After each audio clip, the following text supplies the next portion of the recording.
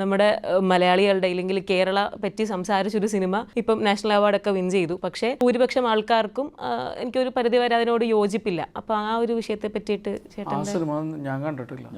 ഞാൻ കേരള പക്ഷെ അതിൻ്റെ കുറച്ച് ക്ലിപ്സൊക്കെ കണ്ടിട്ട് വൻ തോൽവിയാണെന്ന് തന്നെ തോന്നി.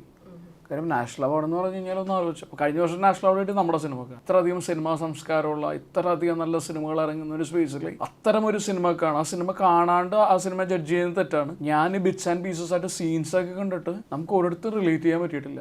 നമ്മൾ മിക്കപ്പോഴും ഒരു ഗംഭീര സിനിമയുടെ ഒരു സീനോ അല്ലെങ്കിൽ 3-4 സീനൊക്കെ കണ്ടു കഴിഞ്ഞാൽ നമുക്ക് പ്രെഡിക്റ്റ് ചെയ്യാൻ പറ്റും കുറേ കാര്യങ്ങളൊക്കെ. പക്ഷെ ഇത് ഭയങ്കര അമച്വറിഷ് ആയിട്ട് ഫീൽ ചെയ്ത ഒരു സിനിമക്കാണ് നാഷണൽ അവാർഡ് കൊടുത്തത്. എനിക്ക് അത് ഫീൽ ചെയ്ത സിനിമാറ്റോഗ്രാഫി കിട്ടിയിട്ടുണ്ട്. അപ്പൊ വിഷ്വലും ഭയങ്കര ഇപ്പൊ നമ്മൾ ഫിലിം സ്കൂളിലൊക്കെ പോയതുകൊണ്ട് നമുക്കത് ഒട്ടും അപ്പീലിംഗ് ആയി തോന്നിയില്ല. പക്ഷെ അപ്പോഴും നമ്മൾ പറയണം ആ സിനിമ പൂർണ്ണമായി കാണാണ്ട് ആ സിനിമ ജഡ്ജ് ചെയ്യുന്നത് തെറ്റാണ്. കഴിഞ്ഞ വർഷമൊക്കെ എത്രയും ഗംഭീര സിനിമകൾ ഇറങ്ങിയിട്ടുള്ള ഒരു രാജ്യമാണ് ഇന്ത്യ.